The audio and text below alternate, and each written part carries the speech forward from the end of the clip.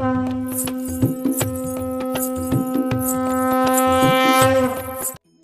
श्री कृष्ण प्रिय भक्तों, कैसे हैं आप सब लोग। आज हम आपके लिए लेकर आए हैं भगवान विष्णु के वामन अवतार की कथा। वामन अवतार भगवान विष्णु का 5वां अवतार है। भगवान की लीला अनंत है और उसी में से एक वामन अवतार है। इस अवतार का मुख्य उद्देश्य राजा बलि का मानभंग करना तथा देवराज इंद्र को फिर से स्वर्गलोक का राज्य सौंपना था। यह अवतार भगवान विष्णु का पूर्व मानव रूपी अवतार था। इससे पहले उन्होंने जो भी 4 पूर्ण अवतार लिए वे जीव जंतु के रूप में थे। कहते हैं इस कथा को सुनने से निर्धनता, दरिद्रता का नाश होता है और लक्ष्मी जी का आगमन होता है। तो आइए मिलकर इस पावन कथा का श्रवण करें। राजा बलि भक्त प्रहलाद का पौत्र तथा विरोचन का पुत्र था। वह दैत्यों का राजा था, जिसने अपने पराक्रम से तीनों लोकों पर आधिपत्य कर लिया था। हालांकि उसमें अपने दादा के समान दानवीरता के गुण थे, लेकिन असुर कुल से होने के कारण अहंकार भी बहुत था। उसने अपने गुरु शुक्राचार्य की सहायता से 100 यज्ञों का आयोजन करवाया था, जिसके पूर्ण होते ही वह सदा के लिए देव इंद्र के आसन पर विराजमान हो जाता। जब उसने 99 यज्ञ पूर्ण कर लिए, तब देवराज इंद्र सभी देवताओं के साथ भगवान विष्णु से सहायता मांगने उनके धाम वैकुंठ में गए। वहां जाकर देवराज इंद्र ने उन्हें सब समस्याएं बताई तथा कहा यदि वह 100वें यज्ञ भी पूर्ण कर लेगा तब उसका अंत करना असंभव हो जाएगा। इसलिए धर्म की रक्षा के लिए उनका इस धरती पर अवतार लेना अति आवश्यक है। भगवान विष्णु जी ने भी स्थिति की गंभीरता को समझा तथा पृथ्वी पर अवतार लेने का निश्चय किया।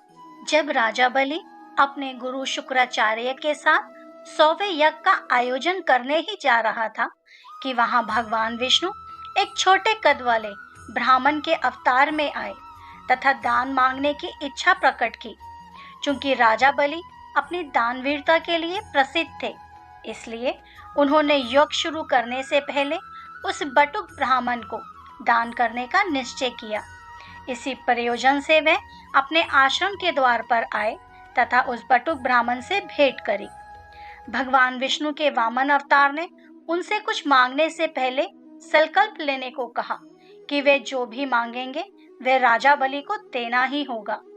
राजा बलि को अपने धन, संपत्ति तथा शौर्य पर बहुत अहंकार था तथा इसी मद में वे संकल्प लेने लगे। जैसे ही वे संकल्प लेने लगे, उसी समय उनके गुरु शुक्राचार्य वहां आ गए और उन्होंने वामन अवतार में भगवान विष्णु को पहचान लिया। उन्होंने अपने शिष्य बलि को चेतावनी दी कि वह यह संकल्प ना ले तथा यज्ञ की शुरुआत करे, किंतु राजा बलि अपने अहंकार में चोर था तथा वह अपनी दानवीरता से पीछे नहीं हट सकता था। उसने अपने गुरु से कहा कि वह अपने द्वार पर आए किसी ब्राह्मण को खाली हाथ नहीं भेज सकता।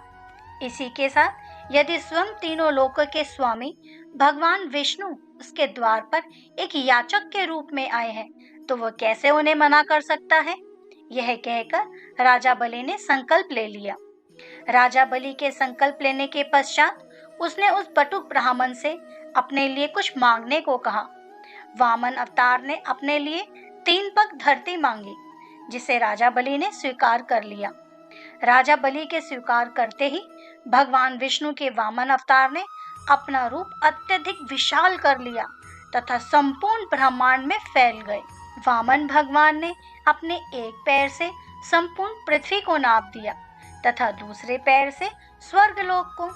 अब तीसरा पग रखने के लिए कोई जगह शेष नहीं बची थी, क्योंकि वे राजा बलि की संपूर्ण संपत्ति, भूमि इत्यादि ले चुके थे। इसलिए उन्होंने राजा बलि से पूछा कि अब तुम अपना वचन कैसे पूरा करोगे। यह सुनकर राजा बलि का अहंकार चूर हो गया तथा तीसरा पग रखने के लिए उन्होंने अपना मस्तक आगे कर दिया। भगवान वामन ने अपना तीसरा पग राजा बलि के सिर पर रखकर उसका मान भंग किया तथा यह सिद्ध किया कि उनके सामने कोई भी बड़ा नहीं है। इसके साथ ही भगवान वामन राजा बलि से अत्यधिक प्रसन्न हुए तथा उन्हें भविष्य में इंद्रलोक प्रदान करने का वरदान दिया। इसके पश्चात उन्होंने राजा बलि को पाताल लोक भेज दिया तथा स्वर्ग का शासन इंद्रदेव को सौंपकर श्री हरि में समा गए। और इसी के साथ कथा समाप्त होती है।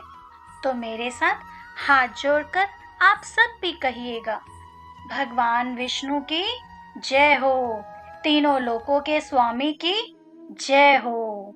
जय जय श्री कृष्ण।